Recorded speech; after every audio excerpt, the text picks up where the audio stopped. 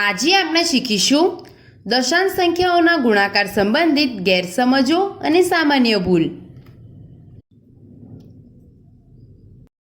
ગેરસમજ 1, દૂધવાળાએ 55.5 રૂપિયા પ્રતિ લીટરના ભાવે 11.5 લીટર દૂધ વેચ્યું। શોધો કે દૂધવાળાને કેટલા રૂપિયા મળ્યા હશે।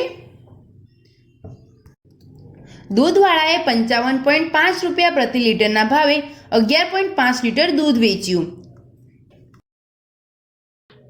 તે જાણવા માટે આપણે 11.5 ગુણ્યા 55.5 નું પરિણામ જાણવું પડશે।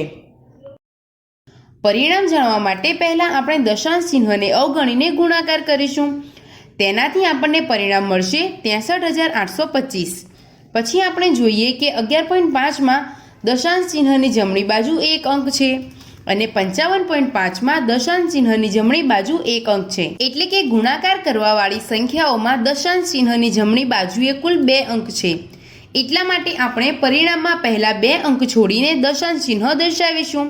તેનાથી આપણને સાચું પરિણામ મળશે 638.25। એટલે કે વિકલ્પ 1 સાચો છે। કેટલાક બાળકો દશાંશ ચિહ્ન મૂકતી વખતે જમણી બાજુથી અંક ના ગણતા ડાબી બાજુથી ગણે છે।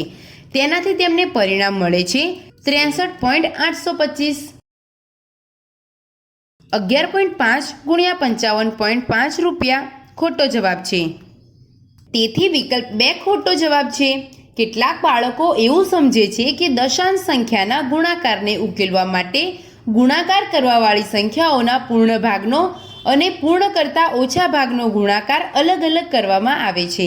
જેમ કે 11.5 ગુણ્યા 55.5 રૂપિયાને ઉકેલવા માટે 11 અને 55નો ગુણાકાર કરવામાં આવે છે અને 0.5 ગુણ્યા 0.5નો ગુણાકાર કરવામાં આવે છે। પૂર્ણ ભાગના ગુણાકારનું પરિણામ મળશે 565 અને પૂર્ણથી ઓછા ભાગના ગુણાકારનું પરિણામ મળશે 0.25। પછી બંનેને ઉમેરવામાં આવે છે અને પરિણામ મેળવવામાં આવે છે 565.25। આ પણ એક ખોટી સમજ છે, તેથી વિકલ્પ 3 આ ખોટો જવાબ આપવામાં આવે છે। ધ્યાન રાખો કે આ રીતે ગુણાકાર કરવો ખોટો છે। ગેરસમજ 2, એક દિવસ શિક્ષકે બાળકોને પ્રશ્ન પૂછ્યો, શું 2 સંખ્યાઓના ગુણાકારનો જવાબ હંમેશા એક મોટી સંખ્યા હોય છે? આના પરથી અમિતે જવાબ આપ્યો હા અને નિશાએ જવાબ આપ્યો ના। તો જણાવો કે કોણ સાચું છે? કેટલીક વખત બાળકોની એ માન્યતા હોય છે કે 2 સંખ્યાઓના ગુણાકારનો જવાબ હંમેશા એક મોટી સંખ્યા હોય છે। જો તેને સાબિત કરવાનું કહેવામાં આવે તો તે 2 પૂર્ણ સંખ્યાઓના ગુણાકારનું ઉદાહરણ આપે છે, જેમ કે 7 ગુણ્યા 10 બરાબર 70, 10 ગુણ્યા 10 બરાબર 100, 5 ગુણ્યા 7 બરાબર 35 વગેરે, અને જણાવે છે કે આ બધાનું પરિણામ બંને સંખ્યાઓથી મોટી સંખ્યા છે। પરંતુ આ એક ખોટી સમજ છે। પૂર્ણ સંખ્યાઓના ગુણાકારનો જવાબ જરૂર એક મોટી સંખ્યા હોય છે, પરંતુ શું દશાંશ સંખ્યાઓનો ગુણાકાર કરવાથી મળતું પરિણામ એક મોટી સંખ્યા હોય છે? વિચાર કરો।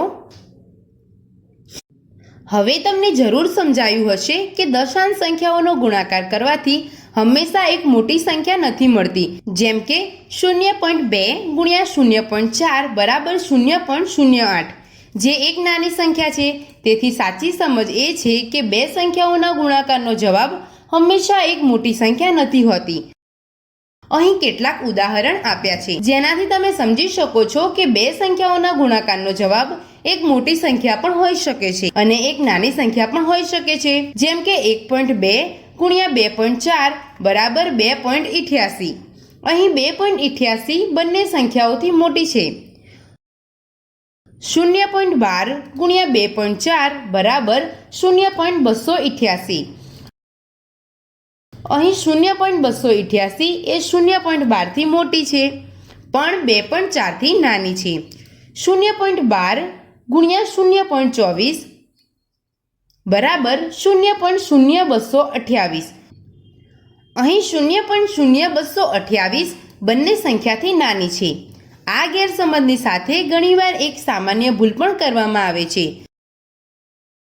દશાંશ સંખ્યાઓનો સરવાળો અથવા બાદબાકી કરતી વખતે જેમ દશાંશ ચિહ્નને નીચે લેવામાં આવે છે, બસ તેવી જ રીતે ગુણાકાર કરતી વખતે પણ દશાંશ ચિહ્નને નીચે લેવામાં આવે છે। એટલે કે બાળકો દશાંશ ચિહ્નની ગણતરી કરતા નથી, તેનાથી ખોટો જવાબ મળે છે। સાચી સમજ એ છે કે ગુણાકાર કરવાવાળી દશાંશ સંખ્યાઓને દશાંશ ચિહ્નના પછીના અંકોની ગણતરી કરવામાં આવે છે અને ગુણાકાર કરવાવાળી સંખ્યામાં દશાંશ ચિહ્ન પછી કુલ કેટલા અંક છે એ જાણવામાં આવે છે.